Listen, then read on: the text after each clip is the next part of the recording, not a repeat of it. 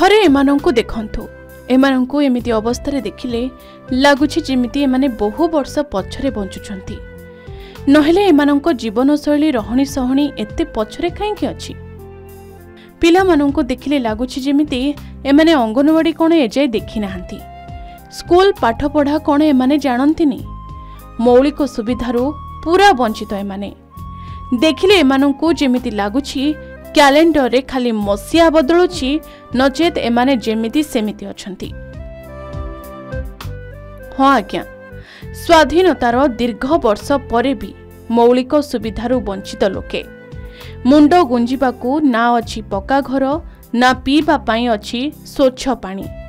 दीर्घ वर्ष हेब रही आसुथिले सुधा एजाबत मिलिपारि नाही जमी पट्टा। एभली समस्या घेରରେ जीवन अतिबाहित करुछंती जाजपुर जिला बड़चणा हाटसाई आदिवासी बस्ती बासिंदा। गाँर सबुजाक घर चाल छपर झाटी माटी कुड़िया। एमानंको पई आवास नाही कि अन्य कोनोसी योजना रे घर मिली नाही। दृश्य हेउछि बड़चणा हाटसाई आदिवासी बस्तीर। बेसी दूर नुह कि अनुन्नत भी नुहंती। ब्लॉक कार्यालय ठारू मात्र 500 मीटर दूर रे थिबा एही बस्ती रे 40 रु अधिक परिवार बसवास करुछंती। सेमानंक निकट रे एबे भी मौलिक सुविधा अपहंच होई रहिछि। प्रशासनिक तथा राजनैतिक अवहेला जोगु बस्ती बासिंदार लोकमाने एभली अवस्था भोगुछंती। एही समस्या नै बारंबार प्रशासनिक दृष्टि आकर्षण करिथिले सुद्धा केही भी कर्णपात करुनथबा अभियोग करिछंती बस्ती बासिंदा। हमर बहुत असुविधा अछि, हमको पानी मिलुनी आ पट्टा भी मिलुनी आ हम छुआ मानकर अंगनवाड़ी भी नहीं। छुआ पंचायत ऑफिस रे जाके पाठ पढुचंती आ पानी भी तो असुविधा होची आ हमर लैट्रिन भी मिलु नहीं। सब गाँव रे लैट्रिन देई साइलेनी, खाली वोट नै जाउचंती कहउचंती एटा दबु सेटा दबु, हेले हमर किछि गुटे कर देई नांती। आगे किछि मिलु नै, आगे पट्टा मिलु नै, आगे पानी भी पीवा पई हमें शांति रे भल पानी पीवा पाउनु। आज्ञा जो पानी अच्छी जो पाइप लगा से पाइप रे आज्ञा पोक पशिले किसी भी समस्या आमर ना सरपंच ना भल मंद आपर किसी सहयोग मिलूना। तापर आमर पट्टा किसी पर्यंत आसनी, आसिक 140 वर्ष पाखापाखि हले आम एठी बासिंदा, तथापि आमको किसी समस्या मिली ना। दिन आम रहीलुनु हेले आमको कौन सहयोग मिलूना। जातीय राजपथ ठारू मात्र 1 किलोमीटर व बड़चणा गोष्ठी स्वास्थ्य केन्द्र निकट में बड़चणा पंचायत अधीन रही एही हाटसाई बस्ती। ए बस्ती बासिंदा माने दीर्घ वर्ष हेब एठारे रही आसुछंती। एमानंकु एजाबत मिलिपारि नाही जमी पट्टा।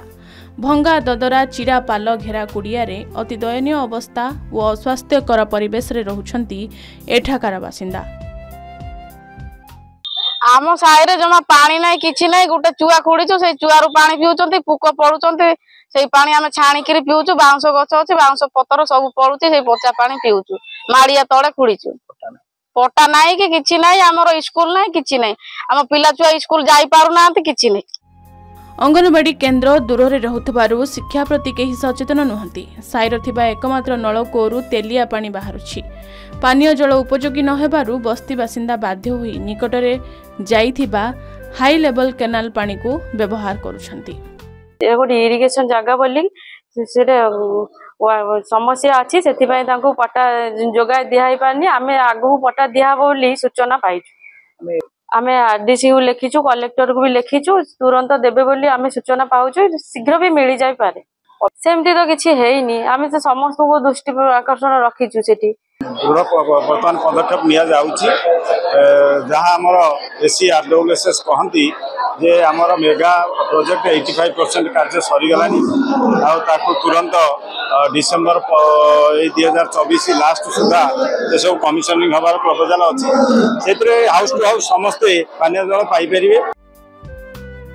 एते सबु अव्यवस्था भितरे ए आदिवासी बस्तीर लोके जीवन बिताउथिले मध्य सरकार दृष्टि देउनाहंती।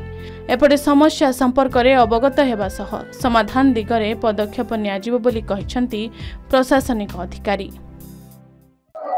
राज्य सरकार निष्पत्ति लेइसंती जे इनक्वारी करिकि जो माने भूमिहीन जे माने को पट्टा दिया जिवो, जो माने इलिजिबल। एवं जदि आम देखा जदि एबे सब प्रति जगह को जाइए आरआई माने इनक्वारी करछंती इनक्वारी जदि से सठिक बोली प्रमाणित हेले आईन भाव में ओकिल रूल विशेष भाव में पटा दिया हबो। तुरंत एही बस्ती थिबा समस्यार समाधान सह एमानकु मौलिक सुविधा जोगाई देबाकू दाबी हेउछि।